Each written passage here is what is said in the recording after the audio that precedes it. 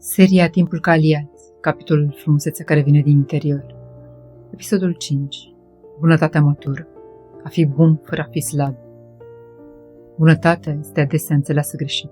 Unii o confundă cu supunere, alții cu naivitate, alții cu lipsa de limite. Dar bunătatea autentică nu este slăbiciune, este forță reglată. Există o bunătate fragilă, cea care apare din frica de conflict, din dorința de a fi plăcută, din nevoia de validare. Acea bunătate obosește, se consumă, se sacrifică excesiv, acumulează resentiment și în timp devine rigidă. Dar există și bunătate matură, bunătatea care vine din claritate, din alegere conștientă, din stabilitate interioară. Acea bunătate nu caută aprobare, nu cere recunoștință, nu negociază limite. Este blândă, dar fermă, deschisă, dar ancorată, calmă, dar lucidă. Bunătatea matură înseamnă să fii bun fără să te anulezi, să ajuți fără să te epuizezi, să ierți fără să tolerezi abuzul, să înțelegi fără să justifici orice.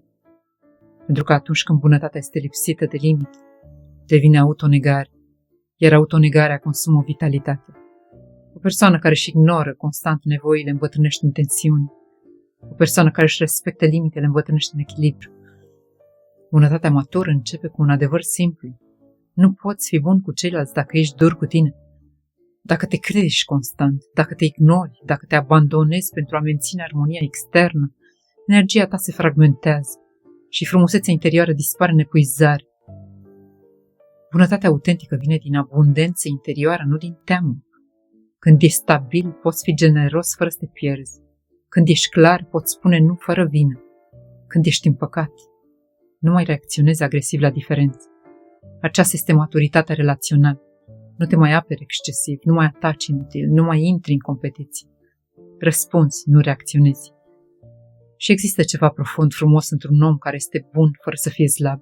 Este calm, este sigur, este coerent. Bunătatea matură nu este zgomotoasă. Nu face spectacol, nu caută aplauze. Este constantă și constanța creează încredere. O persoană care practică bunătatea matură devine un punct de stabilitate pentru ceilalți. Nu pentru că rezolvă tot, ci pentru că nu destabilizează. Această formă de bunătate creează armonie și armonia se vede în expresie, în privire, în tonul vocii, în postură. Un om tensionat, agresiv sau resentimentar poartă această energie în trăsături. Un om împăcat, ferm și bun radiază altceva. Bunătatea matură nu este sacrificiu, este alegere. Și alegerea repetată modelează structura interioară, iar structura interioară modelează prezența. Nu este nevoie să fii dur pentru a fi puternic.